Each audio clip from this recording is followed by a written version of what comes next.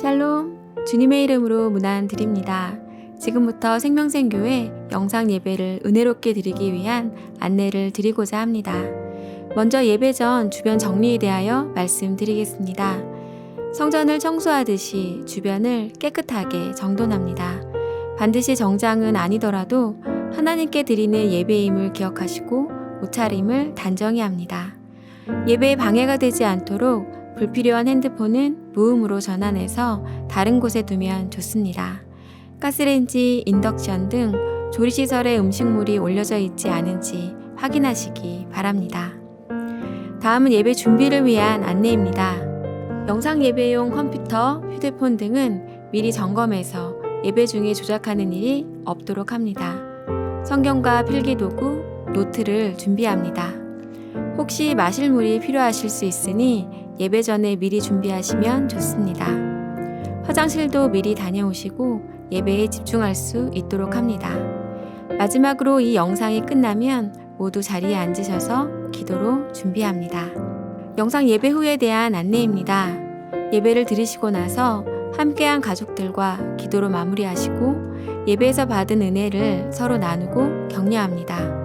그리고 함께 사진도 촬영하시면 은혜가 더욱 풍성해질 것입니다. 자세한 교회 소식은 예배 후에 제공되는 주보 안내 영상대로 교회 홈페이지에 들어가시면 확인하실 수 있습니다. 그럼 지금부터 예배 시작까지 함께 마음을 모아 묵상하도록 하겠습니다.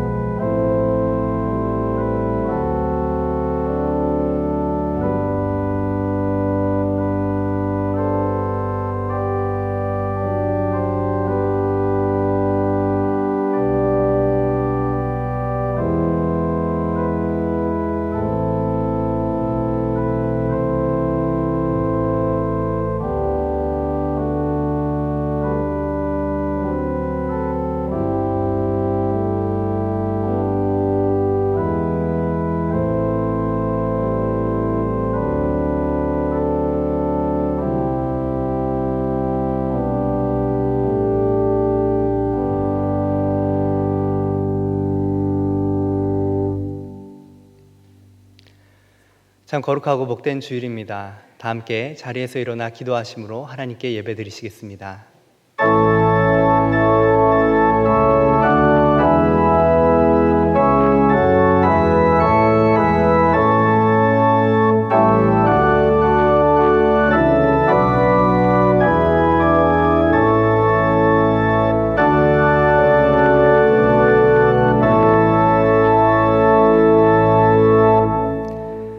하늘에서는 주 외에 누가 내게 있으리요? 땅에서는 주밖에 내가 사모할 이 없나이다. 내 육체와 마음은 쇠약하나 하나님은 내 마음의 반석이시요 영원한 분깃이시라.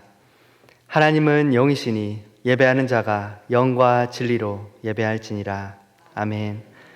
나는 전능하신 아버지 하나님, 전지의 창조주를 믿습니다. 나는 그의 유일하신 아들, 우리 주 예수 그리스도를 믿습니다. 그는 성령으로 잉태되어 동정녀 마리아에게서 나시고 본디오 빌라도에게 고난을 받아 십자가에 못 박혀 죽으시고 장사된 지 사흘 만에 죽은 자 가운데서 다시 살아나셨으며 하늘에 오르시어 전능하신 아버지 하나님 우편에 앉아 계시다가 거기로부터 살아있는 자와 죽은 자를 심판하러 오십니다. 나는 성령을 믿으며 거룩한 공교회와 성도의 교제와 죄를 용서받는 것과 몸의 부활과 영생을 믿습니다. 아멘. 모두 자리에 앉으셔서 찬송가 10장으로 하나님을 찬양하겠습니다.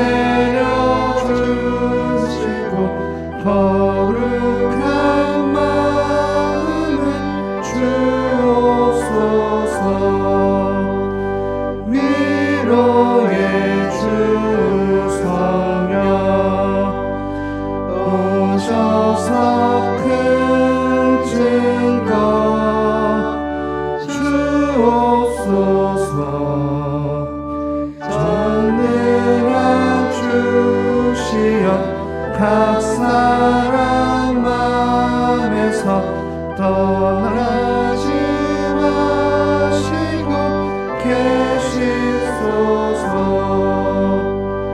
성삼 일체께 한없는 찬송을 드립니다. 존귀한 주님을 영광 중에 얻고 영원히 모시게 하옵소서. 아멘.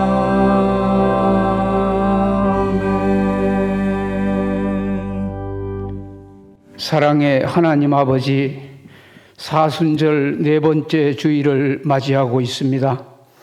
하나님께서 택하시고 택한 자를 구원하기 위해 예수께서 십자가를 지시고 성령께서 택한 자들에게 생명을 주심을 찬양하고 감사를 드립니다. 복음의 핵심, 즉 사순절의 핵심은 십자가와 부활임을, 목자를 통해 우리도 자기 십자가를 져야 함을, 자기를 내려놓아야 함을 배웠습니다. 그러나 하나님 앞에 배웠지만 삶으로 살아내지 못하고 있는 아픔과 죄송함에 자기를 성찰하고 회개하오니 용서하여 주옵소서. 2020년 사순절은 코로나 사태로 인해 참으로 교회적으로 힘든 시간을 지내고 있습니다. 그러나 각자의 성숙한 자기 관리를 통해 그리스도의 죽음과 부활이 나의 죽음과 부활로 나타나 섬김과 사랑과 희생의 신앙의 성숙을 이루는 사순절이 되게 하여 주옵소서.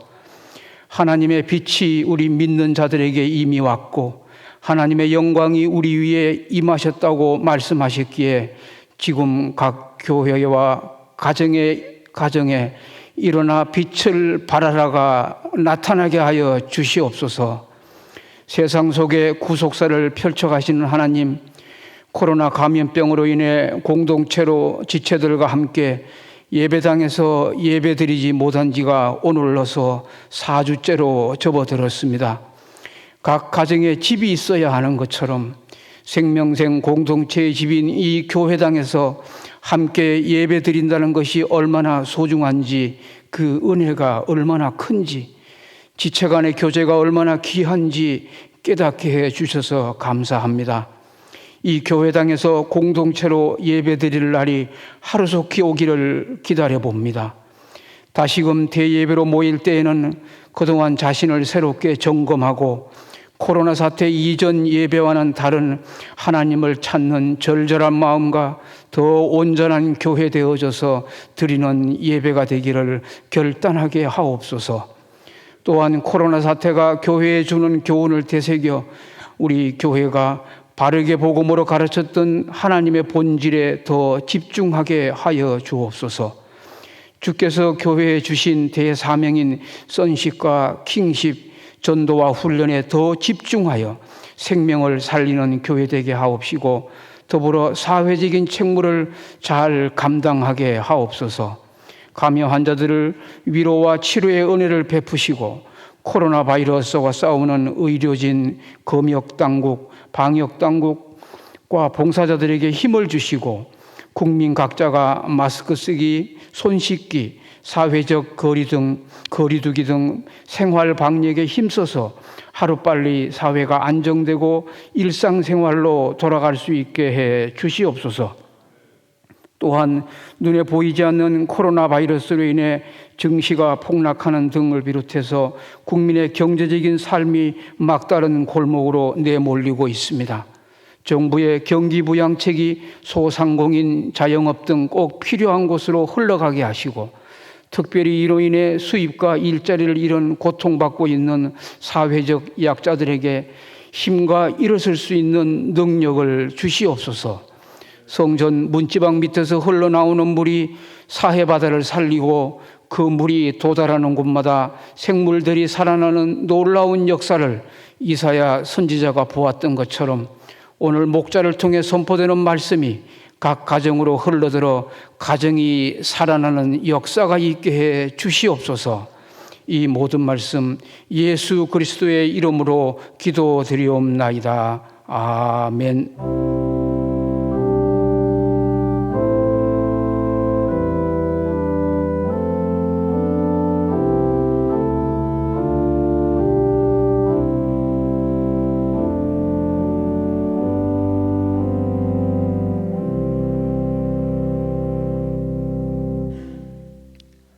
다 함께 찬송가 312장 1절과 3절을 부르시면서 하나님 앞에 준비하신 예물을 드리시겠습니다.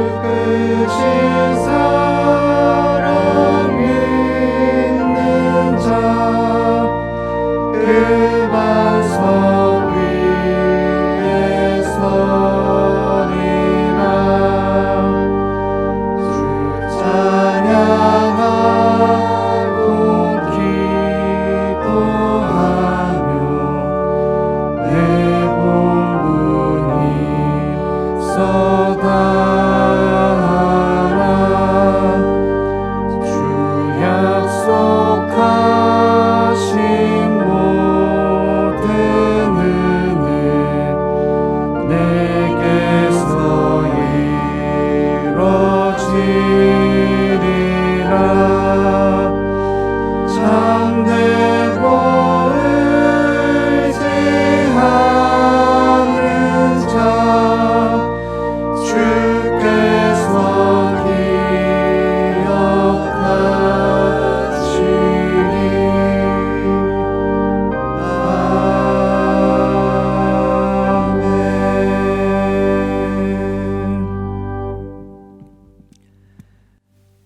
영과 진리로 예배하는 자를 찾으시는 하나님 아버지, 오늘도 온 세계가 또 수많은 주님의 몸된 교회, 주의 종들이 주님 앞에 함께 모여 예배하지 못하며 각 가정에서 예배드리는 이 상황 가운데 우리의 몸과 마음과 정성을 담아 주 앞으로 나아갑니다.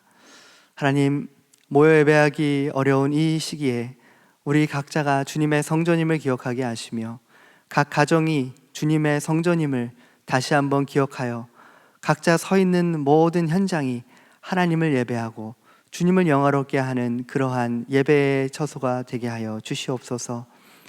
내가 어디를 가든지 내가 너와 함께 있어 너를 지키며 너에게 약속한 모든 것을 다 이루기까지 너를 떠나지 않겠다고 약속하신 그 주님의 약속이 우리와 함께 있음을 믿습니다. 오늘도 주님 앞에 나아올 때 빈손으로 나오지 아니하고 우리의 마음과 정성을 담아 이 예물을 주 앞에 올려드립니다. 이 예물을 흠양하여 주시고 이 예물이 쓰여지는 곳마다 하나님의 나라가 이루어지고 주님을 향한 예배가 회복되며 모든 약한 자들, 주님의 은혜와 도우심을 필요로 하는 이들이 주의 사랑과 은혜를 경험하고 하나님의 살리심과 회복하심과 치유하심을 경험하게 하여 주시옵소서. 오늘의 예배를 주 앞에 온전히 올려드립니다. 예수 그리스도의 이름으로 기도합니다. 아멘.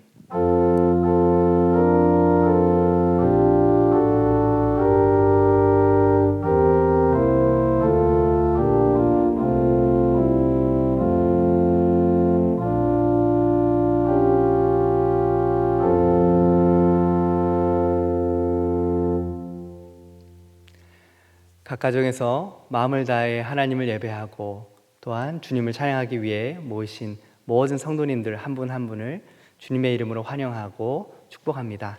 함께 교회 소식 나누겠습니다. 사순절과 고난주간 안내입니다. 오늘은 사순절 4번째 주일입니다.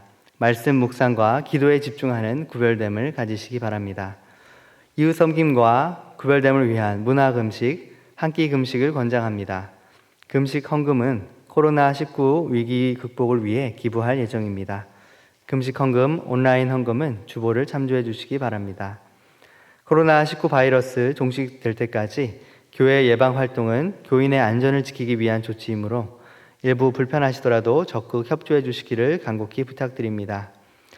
코로나19 바이러스 극복을 위한 작은 사랑 실천 운동 안내입니다. 이번 주 주보에 2차 목회 서신을 드립니다. 참고해 주시기 바랍니다. 마스크 한 장 기부, 작은 사랑 실천 운동을 전개합니다. 교회 입구 마스크 기부 항아리에 한 장씩 기부해 주시면 장애인 단체, 취약계층, 거동이 불편한 어르신, 그 외에 필요한 곳에 기부하도록 하겠습니다.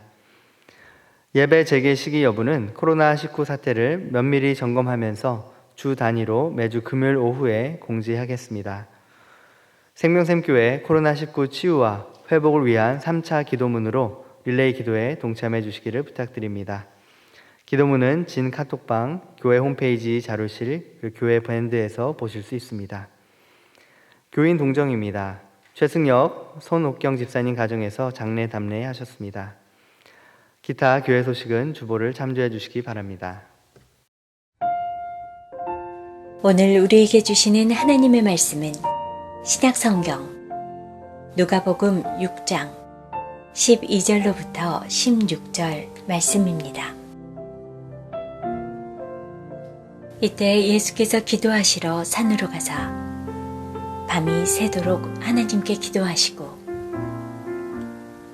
밝음에 그 제자들을 부르사 그 중에서 12를 택하여 사도라 칭하셨으니 곧 베드로라고도 이름을 주신 시몬과 그의 동생 안드레와 야고보와 요한과 빌립과 바돌로메와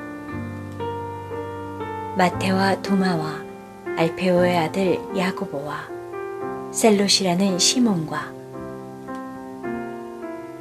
야고보의 아들 유다와 예수를 파는 자들 가롯 유다라. 아멘. 하나님께서 이 말씀을 통해 은혜 주시기를 원합니다. 샬롬. 사랑하는 우리 생명샘교회 성도 여러분, 다들 평안하신가요? 참 지난 한 주간도 특별히 어려운 소식이 들려오지 않고 다들 잘 지내주셔서 너무너무 고맙고 감사합니다.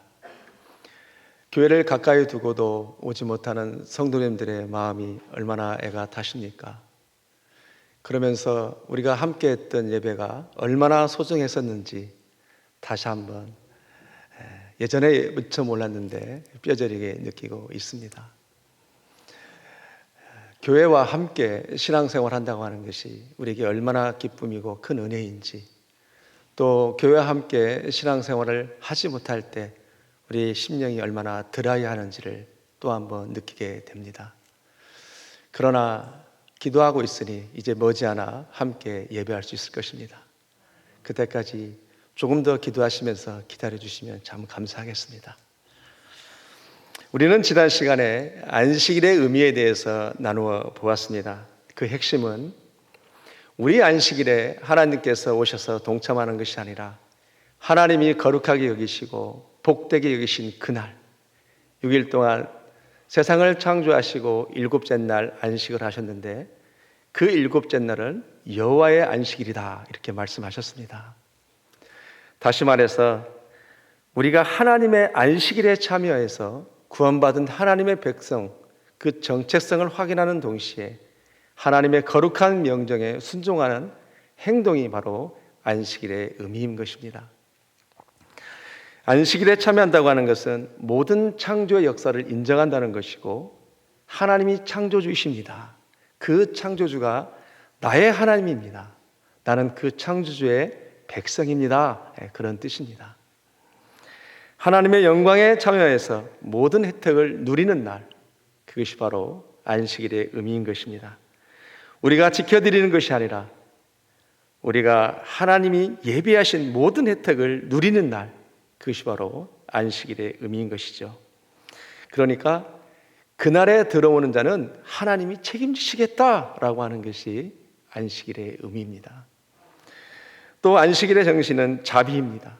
주일을 예배하고 주일을 지나면서 내가 얻은 자비를 가지고 앞으로 6일 동안 자비를 흘려보내는 것이 바로 안식일의 의미입니다.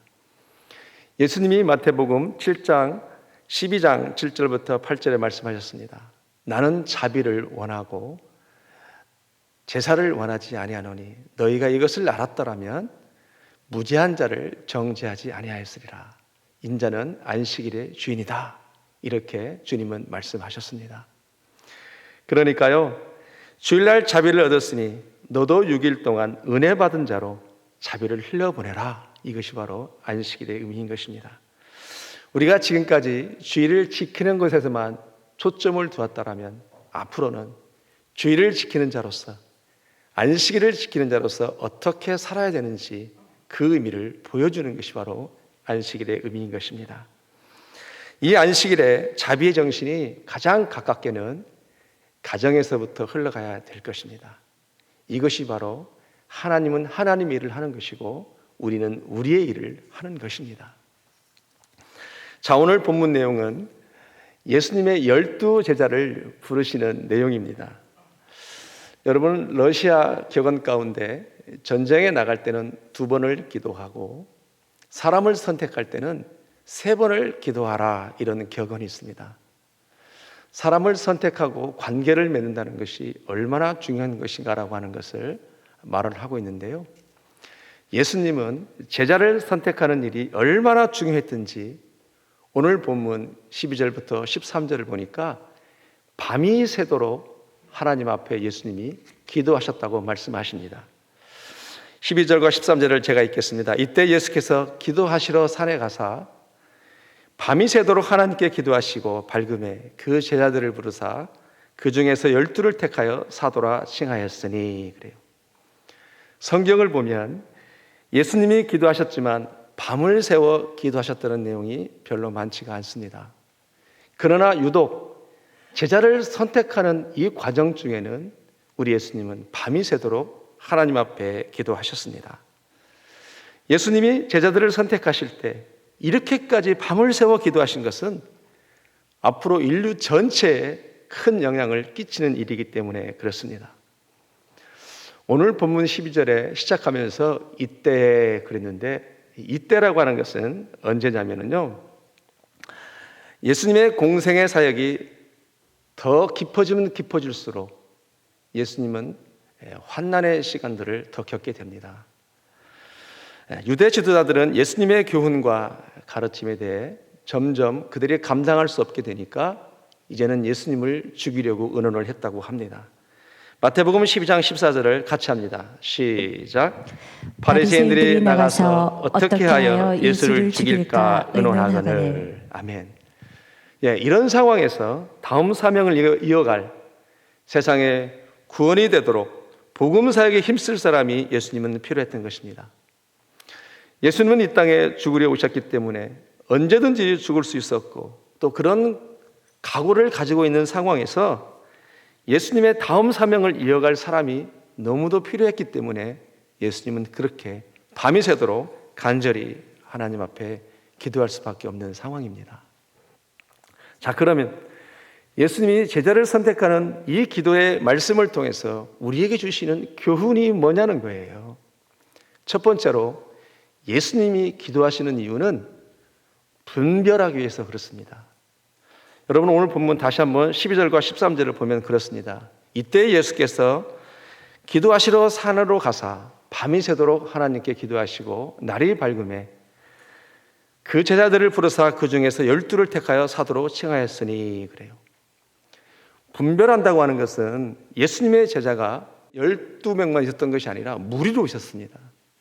그 많은 무리 가운데, 특별히 제자들 가운데 12사도를 선택해야 되는 것입니다.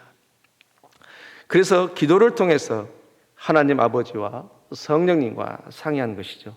왜냐하면 기도는 지혜를 얻는 것이기 때문에 그렇습니다. 우리가 기도를 통해서 지혜를 얻는 것입니다. 지식은 교육을 통해서 얻을 수 있지만 지혜는 이로부터 얻는 것이기 때문에 그렇습니다. 특별히 우리가 기도할 때 하나님은 야고보서 1장 5절 말씀에 하나님께서 지혜를 주신다고 말씀하십니다. 우리 야고보서 1장 5절 말씀 같이 합니다. 시작. 너희 중에 누구든지 지혜가 부족하거든 모든 사람에게 후히 주시고 꾸짖지 아니하시는 하나님께 구하라. 그리하면 주시리라. 아멘. 즉 기도는 지혜입니다. 그리고 그 지혜는 분별력이에요. 바르게 분별을 해야 올바르게 선택할 수 있다, 그 얘기입니다. 그러니까 사람을 분별할 때, 그리고 때를 분별할 때, 장소를 분별하고 하나님의 뜻을 분별하는 것은 굉장히 중요한 거예요. 사랑하는 우리 생명생교회 성도 여러분, 지금은 분별할 때입니다. 믿습니까? 예수님께서 분별하기 위해서 기도하셨던 것처럼 우리도 기도를 통해서 분별할 때입니다. 우리들의 지금 상황은 코로나19로 전 세계에 주시는 하나님의 메시지가 무엇이냐라는 거예요. 그것을 분별해야 할 때입니다. 창조주가 되시고 역사를 주관하시는 하나님께서 이 상황들을 통해서 분명히 우리에게 말씀하시고자 하는 뜻과 목적이 있을 텐데요. 각 나라와 민족과 백성과 방언에게, 그리고 교회와 가정과 우리 한 사람 한 사람에게 우리 하나님께서 우리에게 주시고자 하는 그 메시지, 그 음성이 있다라는 거예요. 따라서 우리 주님이 사람을 선택하는데, 제자를 선택하는데 밤이 새도록 기도했던 것처럼 이 시대를 분별하기 위해서는, 주님의 음성을 듣기 위해서는 우리는 기도할 때입니다. 요즘 방송을 보면 주식 용어인데요, 서킷 브레이크라고 하는 용어를 자주 접하게 될 것입니다. 서킷 브레이크는 주식 시장에서 주식이 갑자기 급등한다거나 아니면 또 급락할 때 일시 정지하는 제도입니다.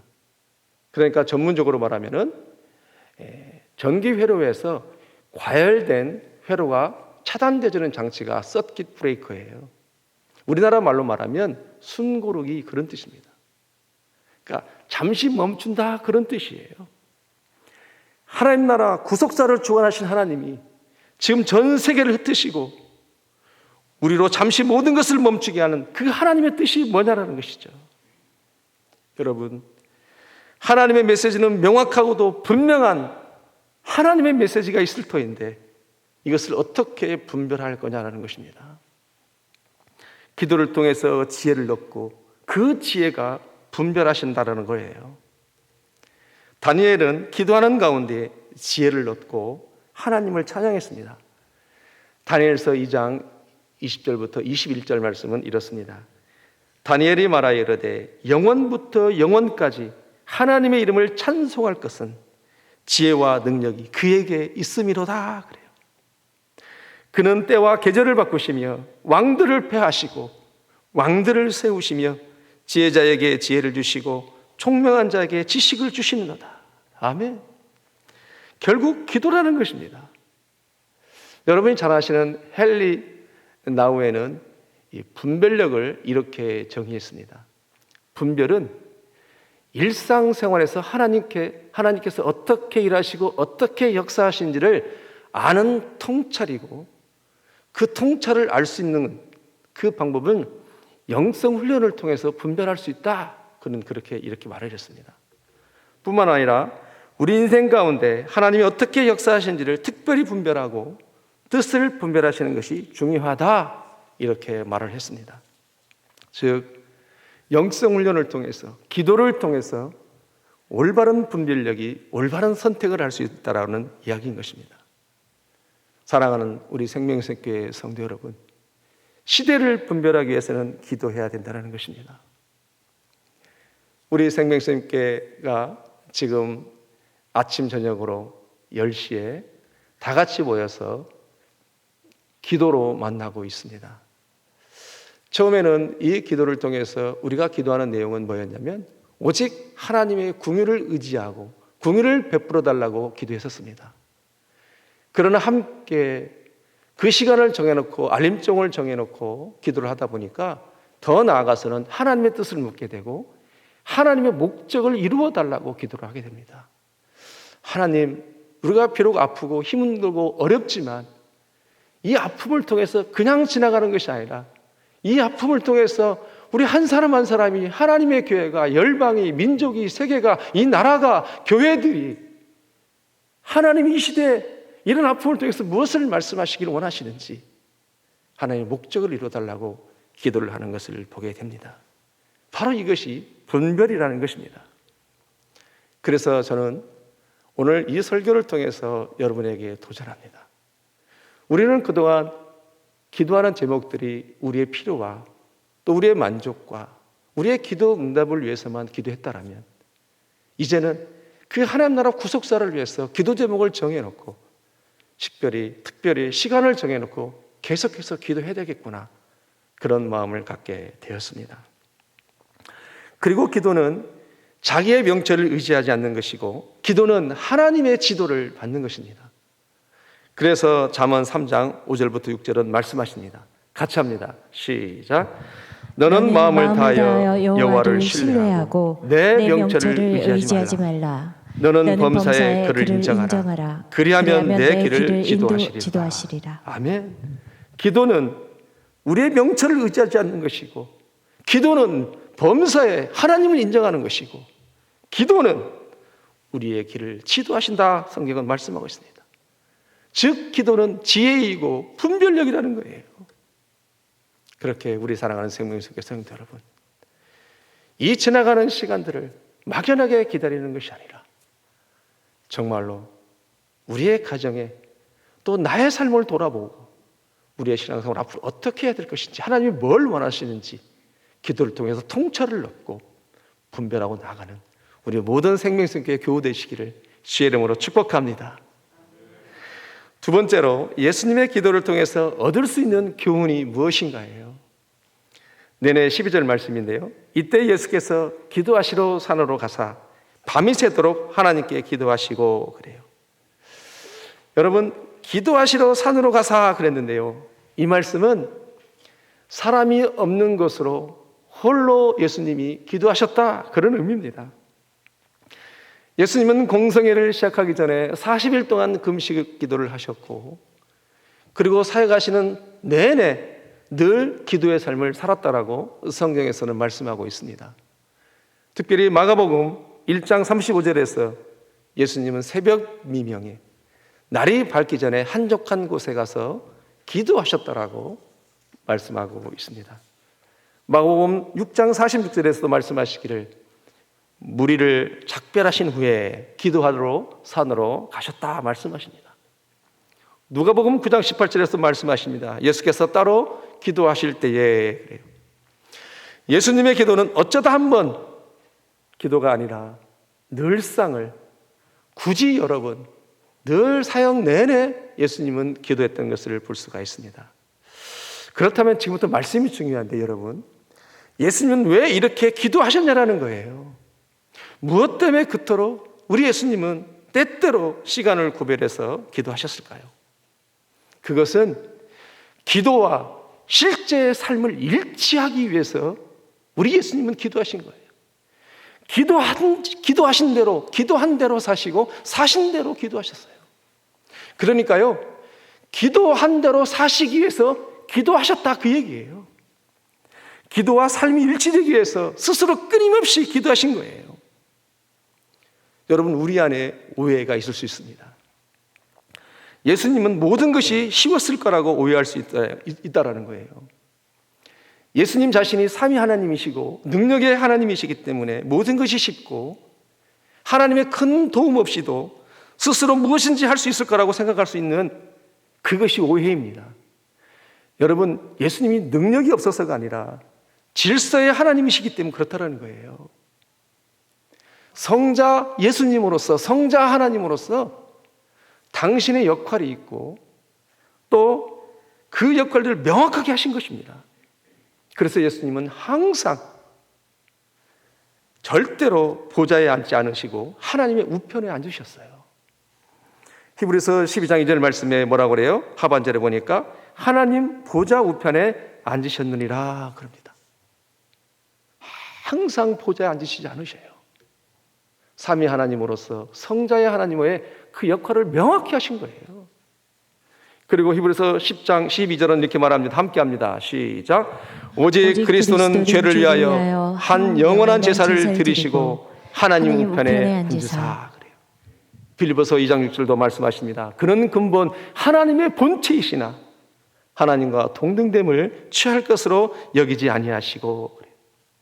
무슨 말씀이에요? 예수님은 항상 아버지 하나님 안에서 하나님의 뜻대로 살았다라는 거예요. 하나님 안에서, 아버지 안에서 하나님의 뜻대로 하나님 앞에 기도한 대로 사시기 위해서 또 기도하셨다라는 거예요. 예수님은 참 하나님이시지만 참 인간이셨어요. 그래서 기도하신 대로 사시기 위해서 또 기도하셨던 그 예수님의 삶을 우리에게 보여주고 있었던 것입니다. 요한의 기록을 보면 요한복음 5장 19절에서는 말씀하시는데요, 아버지께서 행하시는 그것을 아들도 그것을 행한다라고 말씀하셔요. 우리 한번 같이 읽어볼까요? 시작. 그러므로 예수께서 그들에게 이르시되 내가 진실로 진실로 너에게 이르노니 아들이 아버지께서 하시는 일을 보지 않고는 아무것도 스스로 할 수 없나니 아버지께서 행하시는 그것을 아들도 그와 같이 행하느니라. 하나님 안에서 아무것도 스스로 하지 않으셨어요. 하나님이 하신 대로 그 아들도 행하시길 원했던 거예요. 그래서 왜 기도했느냐? 주님이 하나님 나라 구속사를 위해서, 하나님의 이름을 위해서, 하나님의 영광을 위해서 주님이 기도했다라면 그 기도한 대로 사시기 위해서 또 기도하신 그런 삶을 우리에게 보여줬다라는 거예요. 그래서 예수님의 삶은 어땠어요? 그 삶이 기도하신 대로 사셨기 때문에 그 삶에 권위가 있었고 그 삶이 능력이 있었고 기도한 대로 사셨기 때문에 역경이 와도 나가서 뚫고 주님의 사역을 감당할 수 있었다는 거예요. 사랑하는 성도 여러분, 우리의 기도는 과연 어떠했을까요? 우리는 지금까지 무엇인가 응답을 받고 기도 제목이 이루어져야 하기 때문에 기도한 것은 아니었는지 모르겠습니다. 어쩌면 하나님의 뜻만을 위해서 기도했는지 모르겠어요. 물론 하나님의 뜻을 위해서 기도해야 됩니다. 하나님의 뜻을 위해서 기도하지만 그러나 그 하나님의 뜻 뜻 못지않게 더 중요한 기도는 예수님이 우리에게 뭘 보이셨어요? 우리도 기도한 대로 살기 위해서 우리도 기도해야 된다는 거예요. 우리는 어쩌면 우리의 필요를 위해서 우리가 기도한 제목들을 이루기 위해서 하나님 앞에 열심히 기도했지만 내가 기도한 대로 살기 위해서 기도하지 않았던 그런 삶이 아니었는지 모르겠습니다. 우리는 하나님 앞에 기도할 때, 예배당에서 예배할 때 고백하기를 이렇게 고백합니다. 하나님 감사하다고, 하나님 앞에 영광 돌리겠다고, 하나님 나를 용서해 준 것이 너무 감사해서 나도 누군가를 용서하며 살겠다라고 기도합니다. 그러나 나가서는 어떻게 살아요? 정말 그러지 못할 때가 참 많습니다. 그러니까 힘이 없는 거예요. 그러니까 우리가 하나님 앞에 고백한 대로, 은혜 받은 대로 살기 위해서 우리가 기도한다는 것이 이토록 중요하다는 거예요. 여러분, 코로나19를 통해서 우리가 어떤 도전을 주는 거예요? 정말 우리가 그동안의 삶이 크리스찬으로서, 하나님의 사람으로서, 믿음의 사람으로서 내가 기도한 대로 살기 위해서 내가 기도했는가? 만약에 그렇게 했다면 우리는 코로나19가 과연 있었을까? 그런 생각을 감히 해보는 것입니다. 우리는 하나님 앞에 감사하다고 해놓고 돌아서는 여전히 불평불만합니다. 이렇게 일치하지 않으니까 힘이 없는 거예요. 그러나 예수님은 하나님의 아들임에도 불구하고 기도하신 대로 사시기 위해서 기도하셨고 사신 대로 기도하셨다는 거예요. 그래서 홀로 무리들과 헤어져서 끊임없이 기도한 대로 사시기 위해서, 하나님의 뜻대로 살기 위해서 그렇게 시간을 구별했던 것을 볼 수가 있다는 것입니다.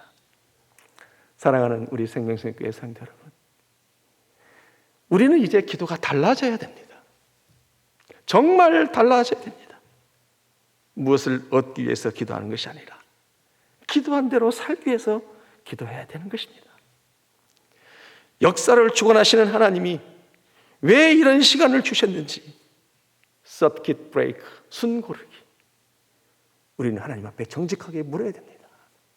지금은 기도할 때입니다. 왜 하나님이 이런 시간을 우리에게 허락하셨는지, 우리는 이 시간 기도를 통해서 나를 새롭게 하고 나를 다시 살리는 시간으로 기도의 방향을 바꿔가고 기도한 대로 살아가기 위해서 기도하는 우리 모두가 되기를 주의 이름으로 축복합니다. 이 아픔의 시간을 국가에, 나라에만 맡기지 마시고 하나님이 해결할 수 있도록 우리가 돌이키고 새로워진다면 이 코로나19는 우리가 생각하는 것보다 훨씬 더 빨리 종식될 것입니다. 자, 세 번째로, 마지막 세 번째로 예수님이 12제자를 선택하신 이유는 무엇인가? 그 말씀은 오늘 14절부터 16절 말씀인데요, 12제자의 이름이 나옵니다. 읽지는 않겠습니다. 자, 이렇게 12제자를 부르셨는데요, 그 부르신 첫 번째 이유는 뭘까? 그것은 친밀한 사랑의 교제를 위해서 제자들을 선택하셨습니다. 무조건 일만, 사역만을 위해서 부른 것이 아니라 먼저 함께 하기 위해서 예수님 우리를 부르셨다고 말씀하십니다. 여러분, 마가복음 3장 14절에 뭐라고 해요? 자기와 함께 있게 하사, 이렇게 말씀하셔요. 예수님의 성품의 그 캐릭터를 말씀하시는데요, 같이 읽겠습니다. 시작. 이에 열두를 세우셨으니 이는 자기와 함께 있게 하시고 또 보내사 전도도 하게 하며. 아멘. 순서가 뭐예요? 사역보다 먼저는 함께 있게 하시니, 그렇게 말씀하셔요. 먼저는 함께 하신다는 거예요. 친밀한 것이 중요하다는 것입니다. 우리는 교회에서 일하다 보면 너무 일이 앞설 때가 많습니다. 그런데 예수님은 아니라는 거예요. 일보다도 관계가 중요하다는 거예요. 함께하는 것이 중요하다는 것입니다. 사랑하는 우리 생명샘교회 성도 여러분, 세상에서 가장 소중한 것이 뭘까요? 사랑이잖아요. 믿음, 소망, 사랑. 그 중에 제일은 사랑이라, 이렇게 말씀하셔요. 여러분, 그것을 어떻게 알아요? 하나님이 자신을 표현할 때 뭐라고 말씀하세요? God is love. 하나님은 사랑이시래요. 요한일서 4장 8절과 16절에서 하나님은 자신을 표현할 때 뭐라고 말씀하시냐면은 God is love. 하나님은 사랑이라고 말씀하셔요. 그리고 요한일서 4장 10절에서 또 말씀하십니다. 사랑은 여기 있으니 우리가 하나님을 사랑한 것이 아니라 하나님이 우리를 사랑하사 이렇게 말씀하셔요. 하나님은 사랑이시라고 말씀하십니다. 사람을 변화시키는 가장 놀라운 힘이 뭐라는 거예요? 사자로 시작하는데 사랑입니다. 예수님이 제자들을 부르시고 하신 말씀이 서로 사랑하라. 그리하면 너희가 사람들이 내 제자인 줄을 알리라 이렇게 말씀하셔요. 여러분, 우리는 주님이 말씀하신 그 말씀을 기억할 필요가 있는데, 우리 주님이 제자들에게 말씀하시기를 너희가 이 일을 잘하면, 너희가 이 일의 성과를 내면 세상 사람들이 너희가 내 제자인 줄을 알리라고 말씀하지 않으셨어요. 너희가 서로 사랑하면, 그리하면 사람들이 너희가 내 제자인 것을 알리라 이렇게 말씀하셨어요. 요한복음 13장 35절부터 35절의 말씀이 뭐라고 말씀하셔요? 같이 합니다. 시작. 새 계명을 너희에게 주노니 서로 사랑하라. 내가 너희를 사랑한 것 같이 너희도 서로 사랑하라. 너희가 서로 사랑하면 이로써 모든 사람이 너희가 내 제자인 줄 알리라. 아멘. 제자들이 예수님과 함께하면서 가장 뜨겁게 느꼈던 것이 뭐예요? 예수님의 사랑입니다. 그래서 그 제자들이 그 예수님의 사랑 앞에 엎드려진 거예요. 여러분, 코로나19로 인해서 여러분들 다 보셨겠지만 TV 방송에서 어떤 일이 있었어요.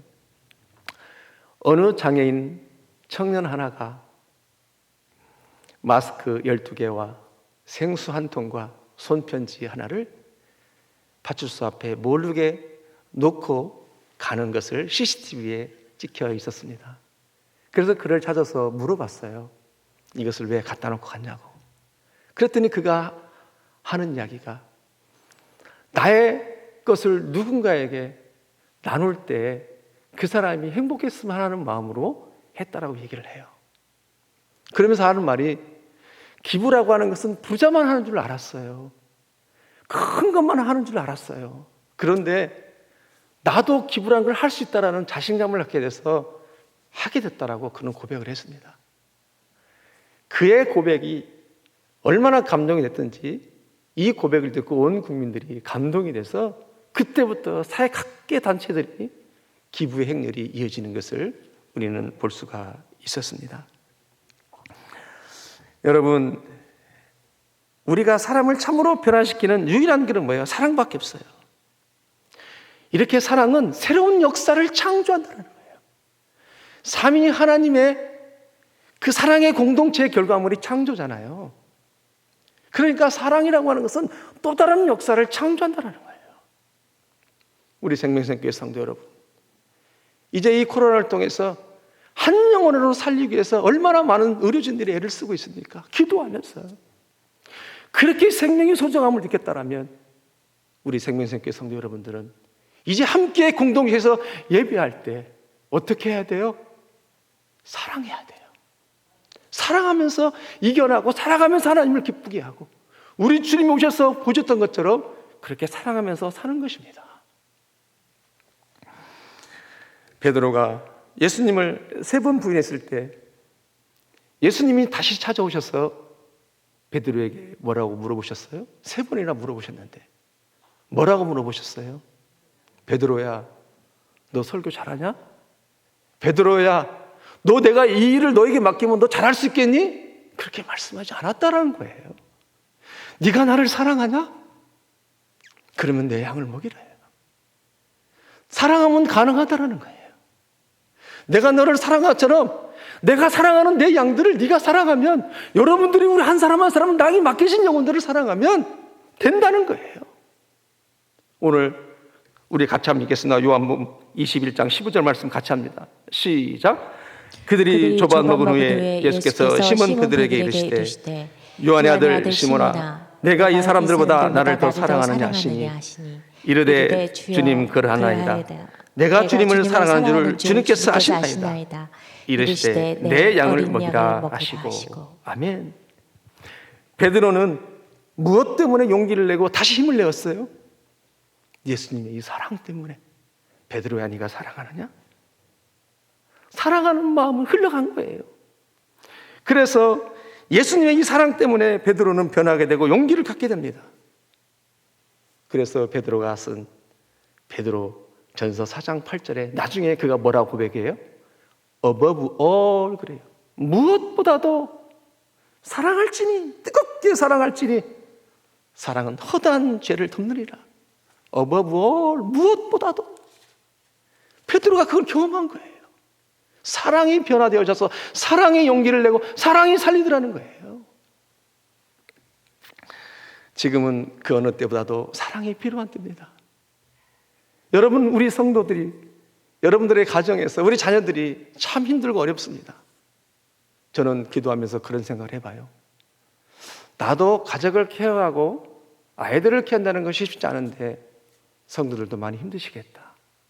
혹시라도 집에 있다 보니까 다투거나 어려운 일이 생겨서 정말로 돌이킬 수 없는 일들이 벌어지면 어떡할까? 그런 조바심이 생기는 거예요. 사랑하는 우리 생명수계 성도 여러분, 가정에서 쉽지 않는 시간들을 보내리라 생각이 됩니다. 지금 전 세계적으로도 한 영혼을 살리기 위해서 애쓰는데 이제는 우리 안에 있는 그 생명 한 사람을 더 사랑하면서 더 용기를 북돋아 주고 힘내라고 하면서 학교 못 가서 힘들지, 어렵지, 친구들하고 만나지 못해서 쉽지 않지 격려해 주면서 사랑으로 극복하고 사랑으로 이겨내야 될 줄 믿습니다. 그렇게 잘 이겨내가는 우리 모두가 되기를 주님으로 축복합니다. 마지막, 이제 예수님이 제자를 부르신 두 번째 이유는 사명을 맡기기 위해서 부르셨습니다. 물론 예수님은 제자들을 사랑하셨지만 그 사랑에 멈추지 않았습니다. 거룩한 목적이 있었어요. 그래서 그들을 사도라고 불렀어요. 사도는 아폴로스 텔레스, 보내심을 받은 자, 그런 뜻이잖아요. 이에 12를 세우셨으니 이는 자기와 함께 있게 하시고 또 보내사 전도도 하시며, 그래요. 말씀을 맺으려고 합니다. 제자를 부르신 첫 번째 목적은 함께 하사 친밀한 교제를 나누셨고, 두 번째로는 사명을 맡기기 위해서 제자로 선택하셨습니다. 사랑하는 우리 생명교회 성도 여러분, 지금은 기도할 때입니다. 이 아픔을 그저 보내지 마시고 기도함으로 주님의 목적을 이루어 달라고, 아프지만 힘들지만 기도하면서 시대를 분별하고 나에게 무엇을 말씀하시는지 새롭게 기도하면서 나아가는 우리 모두가 되기를 축복하고, 또 이제는 기도한 대로 살기 위해서 기도하는 우리 생명교회 성도 여러분, 그리고 이제는 내가 이 일을 잘하면, 성과를 내면 세상 사람들이 우리를 보고 너희가 예수님의 제자라고 하는 것이 아니라 우리가 하나님을 서로 사랑하면 예수님의 제자라는 것을 아니라고 말씀드렸던 것처럼 더 서로 사랑하고 한 사람 한 사람을 부르신 그 목적에 따라서 살아가는 우리 생명교회 모든 지체들 되시기를 다시 한번 주의 이름으로 축복합니다. 동영상 보시겠습니다. 트럼프 미국 대통령이 국가 비상사태를 선포한 이후 위기감이 고조되면서 미국 전역에서 생필품 사재기가 극심해지고 있습니다. 트럼프 대통령은 15일 이러한 현상에 대해 미 국민들에게 진정하라, 긴장을 풀라, 너무 많이 살 필요 없다라며 생필품 사재기 자제를 당부했습니다. 트럼프 대통령은 미 국민이 보통 사는 것에 3배에서 5배의 물품을 구매하고 있다면서 누구도 생필품을 비축할 필요는 없다라며 우리는 잘하고 있다, 다 지나갈 것이라고 말했습니다. 그러면서 트럼프 대통령은 이날 유통업계 최고 경영자들과의 전화회의를 통해 미국인들이 불안하지 않도록 마트 진열대에 생필품이 쌓여있을 수 있게 신경 써달라고 요청했습니다. 미국 최대 유통기업인 월마트는 미국의 사재기로 인해 재고가 빠르게 소진되면서 24시간 운영에서 오전 6시부터 오후 11시까지 단축 운영하기로 했습니다. 다코나 스미스 월마트 부사장은 전례 없던 상황이 벌어지고 있다면서 영업시간 단축을 통해서 부족한 상품을 확보할 수 있을 것이라고 말했습니다. 한국인들은 이와 똑같은 위기를 미국보다 조금 먼저 겪으면서도 사재기는 볼 수 없었지만 미국인들은 이러한 전례 없던 상황에 많이 당황해하는 모습입니다. 그러는 와중에 미국 뉴스에 소개된 한국발 영상 하나가 미국인들을 부끄럽게 만들고 있습니다. 이 영상에는 위기 상황에 맞서 팔을 걷어붙이고 돕기에 나선 한국인들의 모습이 담겨 있습니다. 이에 외국 네티즌들이 놀라운 반응을 보이고 있는 상황입니다. 이 영상은 미국 ABC 뉴스가 지난 14일 유튜브에 자가격리된 사람들에게 음식물 박스를 배달하는 한국인 자원봉사자들이라는 제목으로 올린 영상으로 경기도 자원봉사센터가 지역 내에 있는 자가격리자 집에 음식을 배달하는 모습을 찍은 것입니다. 영상 내용에는 청소년 자원봉사자들이 마스크를 쓰고 묵묵히 음식들을 분리해서 박스에 넣고 자가격리하고 있는 분들의 집까지 배달하는 모습이 담겨져 있습니다. 최대한 조심스럽게 전달하는 모습으로 격리자와의 대면 접촉을 피하는 동시에 자가격리된 분들의 존재를 이웃들에게 알리지 않기 위한 배려심이 영상에 고스란히 담겼습니다. 박스에는 약 82달러 정도의 음식이 담겨 있으며 사골곰탕, 포도주스, 삼계탕, 라면 등과 같은 일회용 먹거리인 인스턴트 음식들 뿐만 아니라 사과와 배, 고구마, 홍삼, 서리태 등 지역 특산품이 들어 있었습니다. 1,500개에서 2,000개의 박스가 경기도에, 대구 지역에는 15,000개의 박스를 자원봉사자들이 배달한다고 전하며 비용은 경기도가 부담한다고 전했습니다. 이를 본 외국의 네티즌들은 뜨거운 반응을 보이고 있습니다.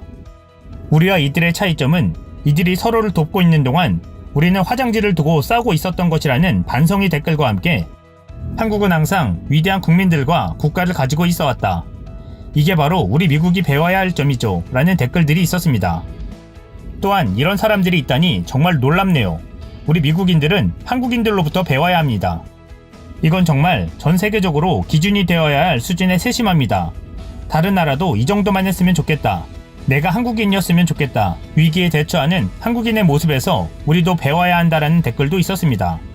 마지막으로 이 영상을 보니 내 가슴이 뭉클하고 눈에 눈물이 난다. 최고의 인간적 친절함이라는 댓글과 함께 한국은 역사적으로 국난을 극복하기 위해 뭉쳤던 나라다. 위대한 기술과 친절한 마음씨를 가진 머리 좋은 민족이라는 댓글도 눈에 띄었습니다. 사랑스러운 나라, 바로 우리의 대한민국에 전 세계가 감동하고 있습니다. 어려움은 함께 이겨내는 것입니다. 누가 하나님의 사랑을 손에 담아서 펼 것인가? 하나님은 보고 계실 것입니다. 우리는 사랑에 빚은 자고 사랑받은 자입니다. 앞으로는 더 많이 사랑을 흘려보내고 예수님을 닮아가고 또 사랑으로 극복하는 우리 생명선교 성도 여러분, 여러분들 참 잘하고 계셔요. 우리 좀 더 힘을 내서 기도하시고 함께 뜨겁게 이 다음 이곳에서 더 예배해요. 고맙습니다. 이 시간 함께 우리 하나님 앞에 찬양하시겠습니다. 가서 제자 삼으라. 지금의 시간은 가족을 먼저 제자화하는 그런 시간입니다. 찬양하시겠습니다.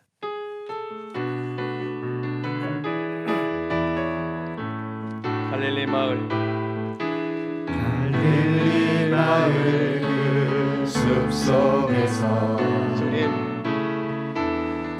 그 열한 제자 다시 만나시사 마지막 그들에게 말씀하시기를 너희들은 가라. 너희들은 가라 저 세상으로 아멘.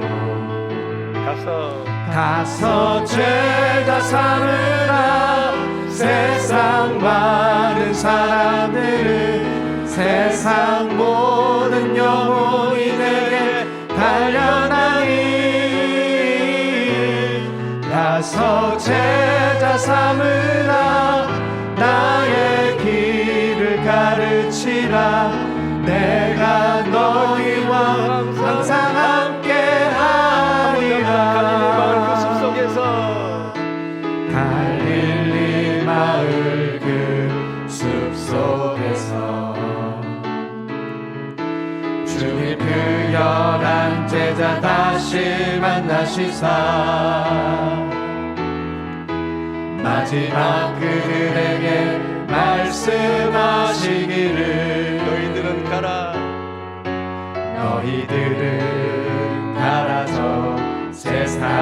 제자 삼으라. 가서 제자 삼으라. 세상 많은 사람들을 세상 모든 영혼이 내게 달려나니 가서 제자 삼으라.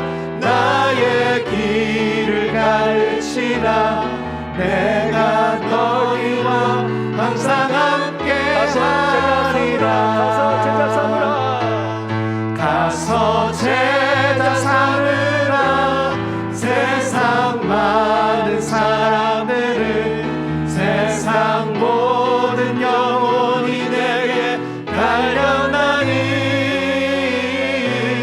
가서 제자 삼으라. 나의 길을 가르치라. 내가 너희와 항상 함께 하리라. 기도하시겠습니다. 하나님 아버지, 참 고맙고 감사합니다.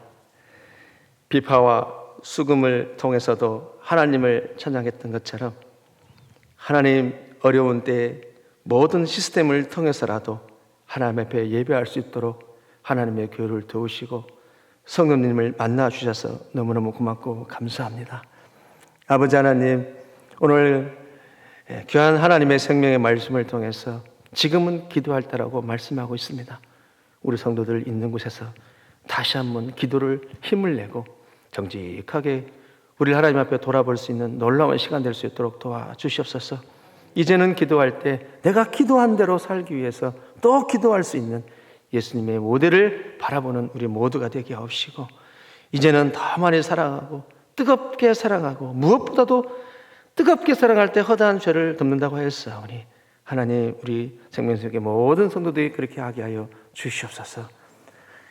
이제는 우리를 위하여 기도하시는 우리 주님 예수 그리스도의 은혜와 우리가 기도한 대로 살기를 기대하시는 하나님 아버지의 크고 놀라우신 사랑하심과 친절한 사랑의 교제를 통하여 사명을 감당하도록 도우시는 성령님의 교통하심이 오늘을 제자로 살기로 결단하는 생명교회 모든 성도와 그리고 가정에서 예배하는 모든 하나님의 성도들 머리머리에 열방에 흩어져 선교하는 하나님의 선교사 한 사람 한 사람 머리머리에 이제로부터 영원까지 함께 없으시기를 간절히 축원하옵나이다.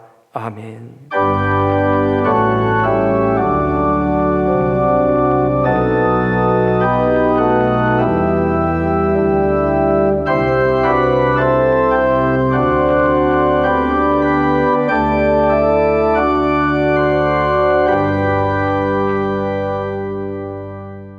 오늘 예배의 주보는 교회 홈페이지에서 확인하실 수 있습니다. 교회 홈페이지 주소는 www.lifesam.net입니다. 지금부터 교회 홈페이지를 찾아가는 방법을 알려드리려고 합니다. 먼저 인터넷 창에 생명샘 교회라고 입력하시고 교회 홈페이지로 들어가시면 다음과 같은 화면을 보실 수 있습니다. 화면과 같이 오른쪽 위 생명샘 나눔터 위에 마우스를 올리시면 다음과 같은 화면이 나옵니다. 그러면 지금 보시는 가이드 화면처럼 생명샘 주보를 클릭하시면 됩니다.